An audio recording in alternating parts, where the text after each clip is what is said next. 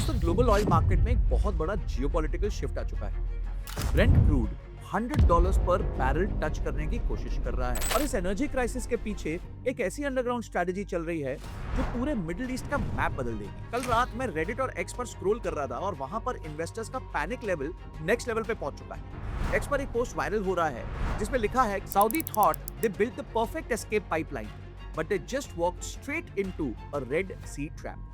और रेडिट की कम्युनिटीज में लोग कह रहे हैं कि ये 2026 का सबसे बड़ा लॉजिस्टिकल डिजास्टर होने वाला है। हम सब जानते हैं कि दुनिया का सबसे खतरनाक oil bottleneck the straight of Hormuz है, लेकिन क्या आपको पता है कि सऊदी अरेबिया ने इस बॉटलनेक को बाईपास करने के लिए एक मास्टर प्लान डिप्लॉय किया हुआ है। सऊदी ने अपनी पूरी ताकत लगाकर अपना ऑयल फ्लो रेड सी की तरफ शिफ्ट कर दिया है। पर ट्विस्ट यह है दोस्तों कि जहां सऊदी ने हॉर्मुज का रास्ता छोड़ा, वहां हुतीज ने रेड सी में ब्लॉकेड अनाउंस कर दिया है। ये सिर्फ एक वॉर नहीं है, ये जियोपॉलिटिक्स और फाइनेंस का एक ऐसा डेडली कॉकटेल है जो आपके पोर्टफोलियो को, आपके स्टॉक्स को डायरेक्टली हिट कर रहा है। आज की वीडियो में देखेंगे सऊदी अरेबिया का complete secret strategy, live global data movements, Reddit और एक्स के रियल इनसाइट्स और सबसे important, as an Indian investor आपको अपना पैसा कहां लगाना चाहिए और कहां से निकाल देना चाहिए। पर आगे जाने से पहले आप में से अभी तक सिर्फ 25% लोगों ने चैनल को सब्सक्राइब किया है, तो फटाफट सब्सक्राइब कर दीजिए और घंटी दबा दीजिए ताकि ऐसी अमेजिंग रिसर्च वीडियोस आपसे मिस ना हो। चलिए शुरू करते हैं। देखिए सबसे पहले समझते हैं कि प्रॉब्लम कितनी बड़ी। जब भी क्रूड ऑयल $95 से $100 के जोन में जाता है तो इंडिया जैसी इंपोर्ट डिपेंडेंट इकोनॉमी के लिए ये एक अलार्म बेल बजा देता है। इंडिया अपनी जरूरत का 85% से ज्यादा क्रूड ऑयल इंपोर्ट करता है। रेडिट पर कल एक यूजर ने बहुत सही बात लिखी थी, every time oil prices jump my paint and chemical stocks look like they are heading into a funeral. और ये बात बिल्कुल सच है दोस्तों। क्रूड बढ़ेगा तो हमारा फिस्कल डेफिसिट बढ़ेगा, अगर फिस्कल डेफिसिट बढ़ेगा तो इंडियन रुपी डेप्रिशिएट होगा और महंगाई तेजी से ऊपर जा सकती है। लेकिन इस बार ऑयल प्राइसेस सिर्फ डिमांड और सप्लाई की वजह से नहीं बढ़े। इस बार का असली विलन है जियोपॉलिटिकल चोक पॉइंट्स का एक्चुअली चोक हो जाए। दुनिया का लगभग 20 से लेकर 21% सीबोर्न क्रूड ऑयल सिर्फ एक 39 किलोमीटर चौड़ी पानी के रास्ते से गुजरता है जिसे हम कहते हैं स्ट्रेट ऑफ हॉर्मुज। कल ही एक्स पर एक सैटेलाइट इमेजिंग एनालिस्ट ने मैप शेयर करते हुए दिखाया कि ईरान के स्ट्राइक्स और मिलिट्री स्टैंड ऑफ्स की वजह से इस रीजन में कमर्शियल शिपिंग पूरी तरह डिसरप्ट हो चुकी है। टैंकर ट्रैफिक हिस्टोरिकल लोज पर चल रहा है।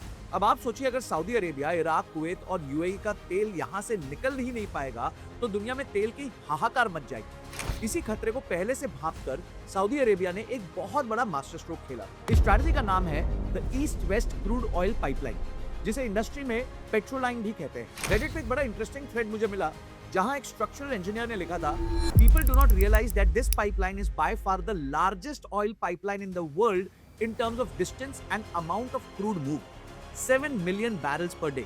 Just imagine how huge that is. ये पाइपलाइन 1980s में ईरान इराक वॉर के दौरान बनी थी। डेकेड्स तक ये पाइपलाइन एक बैकअप एसेट की तरह पड़ी रहती थी जिसमें बहुत कम ऑयल फ्लो होता था। लेकिन जैसे ही 2026 में ईरान और यूएस की वॉर एस्केलेशन शुरू हो गई, हॉर्मुज ब्लॉक हुआ, तो Saudi state owned company Aramco ने इस पाइपलाइन को इमरजेंसी मोड पर एक्टिवेट कर दिया। चलिए डेटा देखते हैं। केपलर और मैरीटाइम डेटा के मुताबिक प्री क्राइसिस टाइम में याम्बू पोर्ट से सिर्फ 7.6 lakh barrel per day export होता था, जो अब 5 गुना बढ़ के 3.8 to 4.1 million barrels per day तक पहुंच चुका है। सऊदी का लगभग 75% क्रूड एक्सपोर्ट अब इसी रेड सी रूट से एक्सपोर्ट हो रहा है। मार्केट्स को लगा कि सऊदी ने गेम जीत लिया है। रेडिट पर लोग मीम बना रहे थे कि Saudi Arabia just pulled off the ultimate cheat code against Iran. और मूव्स ब्लॉक होने के बाद भी सऊदी का तेल निकल रहा था। लेकिन जियोपॉलिटिक्स में एक पुरानी कहावत है, you can change the route but you cannot change the geography. अब आती है इस कहानी में सबसे बड़ी रुकावट, और यहाँ पर एक्स की एक वायरल पोस्ट पूरी सिचुएशन को समराइज करती है। Saudi bypass Hormuz only to find out they have to hand deliver their oil past the Houthi drone squads. Saudi का तेल पाइपलाइन से होकर याम्बू तो पहुंच गया, पर याम्बू से सुपर टैंकर्स लोड भी हो गए। अगर ये टैंकर्स यूरोप जा रहे हैं तो ये सुएज कैनाल के जरिए सीधा निकल जाते हैं। लेकिन सऊदी ऑयल का सबसे बड़ा मार्केट पता है कौन सा है? एशिया, जिसमें इंडिया, चाइना और जापान आता है। अब एशिया आने के लिए इन सुपर टैंकर्स को रेड सी से नीचे उतरना पड़ता है और एक नैरो चोक पॉइंट से गुजरना पड़ता है जिसे कहा जाता है बाब अल मांदेब स्ट्रेट। और इस स्ट्रेट के बिल्कुल बगल में बैठे हैं येमेन के हुतीज। हाल ही में हुतीज ने एक ऐसी अनाउंसमेंट की जिसने ग्लोबल ऑयल मार्केट्स में आग लगा दी। हुतीज ने सऊदी अरेबिया का टोटल नेवल ब्लॉकेड डिक्लेयर कर दिया। उन्होंने साफ कह दिया है कि जो भी टैंकर याम्बू से सऊदी ऑयल लेकर बाब अल मांदेब से गुजरने की कोशिश करेगा उसे ड्रोन्स और एंटी शिप मिसाइल से टारगेट किया जाएगा। रेडिट पर एक जियोपॉलिटिकल एनालिस्ट ने कमेंट किया है, this is a two choke point nightmare. You avoid Iran in the east, you get hit by the proxies in the south. यानी जिस पाइपलाइन को सऊदी अरेबिया अपना एस्केप रूट समझ रहा था, वो अब एक रेड सी ट्रैप बन चुका है। सऊदी ने रिस्क को खत्म नहीं किया, सिर्फ शिफ्ट किया था एक चोक पॉइंट से दूसरे चोक पॉइंट पर। चलिए थोड़ी देर के लिए कोल्ड हार्ड मैथमेटिकल डेटा को डिटेल में समझने की कोशिश करते हैं। अब इस टेबल को समझिए कि स्ट्रेट ऑफ हॉर्मुज से प्री क्राइसिस 20 से लेकर 21 मिलियन बैरल्स पर डे निकलता था।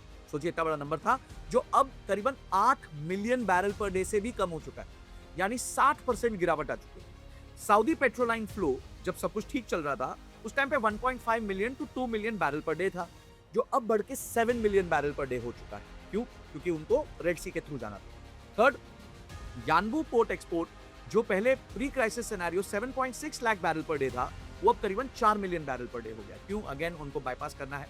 और बाब अल मंदेब फ्लो पे पहले 4 मिलियन बैरल पर डे जाता था, जो अब 7 मिलियन बैरल पर डे हो चुका है। और इसी वजह से जो इंश्योरेंस कंपनीज हैं, उन्होंने अपने प्रीमियम बहुत सिग्निफिकेंटली बढ़ा दिए। ये टेबल जो है आपको बताता है कि इसमें ऑपरेशनल इंपैक्ट किस पे आ चुका है। स्ट्रेट ऑफ हॉर्मुज की वजह से इराक, कुवैत, यूएई को अपनी प्रोडक्शन कट करनी पड़ी।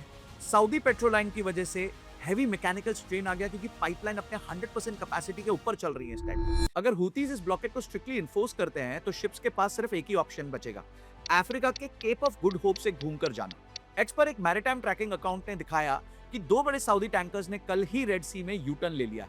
इस डिटोर का मतलब पता है क्या है? पहला, एक्स्ट्रा टाइम, शिपिंग टाइमलाइन में 10 से 14 दिन का डिले आ सकता है। और दूसरा, obviously extra cost, fuel cost और फ्रेट कॉस्ट डबल हो सकती है। तीसरा, टैंकर क्रंच, क्योंकि एक ट्रिप लंबा हो जाएगा तो मार्केट में एम्प्टी टैंकर्स की शॉर्टेज हो जाएगी। रेडिट पर लोग ठीक कह रहे हैं, this isn't a supply issue anymore, it's a pure shipping nightmare. ठीक है, अब सवाल ये उठता है कि यहाँ से आगे क्या होगा। रेडिट और फाइनेंशियल सर्कल्स के डिस्कशन के मुताबिक 3 पॉसिबल सिनेरियोज बन रहे हैं। देखिए, सबसे पहला सिनेरियो है स्टेटस क्वो, यानी कि जहां ऑयल 85 से 95 डॉलर्स के बीच में रहेगा, जिसमें यूएस और डिप्लोमेटिक बैक चैनल्स के जरिए एक टेम्पररी पीस फ्रेमवर्क बना दिया गया, जो अभी हाल ही में बनाया गया था पर टूट गया। तो ऑयल इस करंट एलिवेटेड रेंज में ट्रेड करता रहेगा। इसकी पॉसिबिलिटी काफी कम लग रही है। सेकंड है एस्केलेशन हो जाए और क्रूड जो है 100 से 120 डॉलर तक पहुंच जाए। अगर हुतीज ने सऊदी टैंकर्स को सिंक करना शुरू कर दिया, तो इंश्योरेंस रेट्स प्रोहिबिटिवली हाई हो जाएंगे। ऑयल इंस्टेंटली 110 से 120 डॉलर के जोन पे जंप कर जाएगा, जिससे ग्लोबल मार्केट में पैनिक सेलिंग शुरू हो जाएगी। एक्सपर्ट तो काफी लोग कह रहे हैं कि क्रूड का अभी भी 130 डॉलर का टारगेट है। और तीसरा है रीजनल रीवायरिंग। इसको ऐसे समझिए कि गल्फ कंट्रीज को समझ आ गया है कि अब मैरीटाइम चोक पॉइंट्स पर भरोसा नहीं किया जा सकता, इसलिए पूरे मिडिल ईस्ट में एक मैसिव पाइपलाइन बिल्डिंग बूम शुरू हो जाएगा। यूएई अपनी पाइपलाइन कैपेसिटी को फुजैरा में डबल कर रहा है। इराक 60 बिलियन डॉलर की डील साइन कर रहा है यूएस कंपनीज के साथ, ताकि बसरा का क्रूड टर्की और सीरिया के लिए जरिए मेडिटेरेनियन तक पहुंच जाए। ये इंफ्रास्ट्रक्चर आने वाले 2 से 3 साल में ग्लोबल एनर्जी मैप को परमानेंटली बदल दे। अब आते हैं सबसे इंपॉर्टेंट पार्ट पर। एज एन इंडियन इन्वेस्टर आपको क्या करना चाहिए? कल रेडिट पर एक थ्रेड ट्रेंडिंग हुआ, how to hedge your portfolio against $100 crude. उस थ्रेड्स और एक्सपर्ट्स के एनालिटिक्स को जोड़कर मैंने आपके लिए एक ब्लूप्रिंट तैयार किया है। सबसे पहला है, कौन से सेक्टर्स को अवॉइड करिए। पेंट और एडिसिव केमिकल्स, बड़ी बड़ी कंपनीज जैसे Asian paints, Berger paints, Pidilite, इन कंपनीज के लिए क्रूड ऑयल और उसके डेरिवेटिव सबसे बड़े रॉ मटेरियल्स होते हैं। ऑयल प्राइस बढ़ने से इनका इनपुट कॉस्ट बढ़ेगा, ऑपरेटिंग मार्जिन स्क्वीज होंगे और short term to medium term में इनके स्टॉक्स प्रेशर में आ सकते हैं। दूसरा है ऑयल मार्केटिंग कंपनीज जैसे बीपीसीएल, एचपीसीएल, आईओसीएल। अगर गवर्नमेंट ने क्रूड बढ़ाने के बाद भी डोमेस्टिक पेट्रोल डीजल के दाम रिटेल मार्केट में नहीं बढ़ाए, तो इन ओएमसीज के मार्केटिंग मार्जिन खत्म हो जाएंगे। रेडिट यूजर्स का कंसेंसस है कि इन स्टॉक्स से अभी दूर रहना ही सेफ है। तीसरा है एयरलाइन और लॉजिस्टिक्स। एविएशन टर्बाइन फ्यूल इनकी रनिंग कॉस्ट का 40% से ज्यादा होता है। Higher crude means directly lower profitability for aviation stocks. और कौन से ऐसे सेक्टर्स हैं जहां पे आप अपना ध्यान लगा सकते हैं, जिससे आगे जाके फायदा हो सकता है? सबसे पहले अपस्ट्रीम ऑयल एक्सप्लोरेशन, जैसे कि ओएनजीसी, ऑयल इंडिया। ये कंपनीज तेल निकालती हैं। जब ग्लोबल क्रूड प्राइसेस बढ़ते हैं, तो इनका रियलाइजेशन प्राइस बढ़ता है, जिससे इनका प्रॉफिट और रेवेन्यू सीधे ऊपर जाता है। ये आपके पोर्टफोलियो के लिए एक परफेक्ट नेचुरल हेज है। सेकंड है रिन्यूएबल एनर्जी और ईवी इकोसिस्टम। हर ऑयल क्राइसिस इंडिया के ग्रीन ट्रांजिशन को एक्सेलरेट करता है। एक्सपर्ट इन्वेस्टर्स बहुत ऑप्टिमिस्टिक हैं कि ग्रीन एनर्जी काउंटर्स में अब एक structural bull run short to medium term में रिफ्रेश हो सकता है। देखिए, फाइनली एक चीज बोलना चाहूंगा कि जियोपॉलिटिक्स का बेसिक रूल याद रखिएगा। हर क्राइसिस मार्केट में पैनिक जरूर लेके आता है, लेकिन एक शांत दिमाग का इन्वेस्टर हमेशा डेटा और कम्युनिटी सेंटिमेंट को देखकर ही सेक्टर्स में रिपोजिशन करता है। सऊदी अरेबिया की पाइपलाइन हो या येमेन के हूथीस, फाइनेंशियल मार्केट्स हमेशा सप्लाई कॉरिडोर्स को अडैप्ट करती रहती है। आपको सिर्फ इतना ध्यान रखना है कि आप गलत स्टॉक्स में ट्रैप ना हो जाए। आपको क्या लगता है दोस्तों, क्या क्रूड $120 क्रॉस करेगा या फिर सऊदी का बाईपास प्लान काम कर जाएगा? नीचे कमेंट सेक्शन में मुझे जरूर बताना। अगर माइंड में और कोई क्वेश्चन है, वो भी कमेंट सेक्शन में बताना। अगली वीडियो किस इस तरह के जियोपॉलिटिकल मुद्दे पे बनाओ, वो भी कमेंट सेक्शन में बताना। ये वीडियो सारे दोस्तों के साथ शेयर जरूर कर देना। This is Sanjay Kathuria signing off till the next video. जय हिंद, जय भारत।